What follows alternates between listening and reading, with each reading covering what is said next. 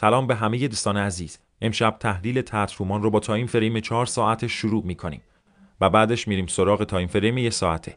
نشانه های حمایت از پوزیشن شورت، کانال نزولی در تایم فریم 4 ساعته. قیمت هنوز در محدوده میانی کانال نزولی هست و به سقف نزدیک نیست، یعنی فضای نزول تا کف کانال هنوز وجود داره.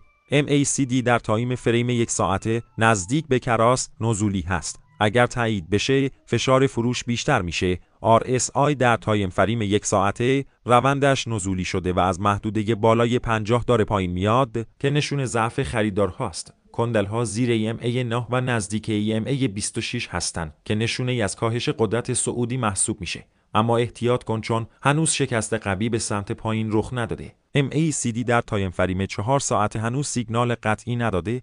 RSI هم نه در اشباع فروش هست و نه خیلی قوی نزولی. جنبندی: آیا شورت کنم؟ اگر اهل ریسک هستی و میتونی حد ضرر رو رعایت کنی، میتونی وارد پوزیشن شورت با تارگت کف کانال بشی. پیشنهاد مدیریت ریسک: ورود نزدیک قیمت فعلی 819,000. حد ضرر: بالای EMA 9 یا بالای سقف محلی قبلیم 823 تا 825,000. حد سود: حوالی کف کانال 790 تا 795,000.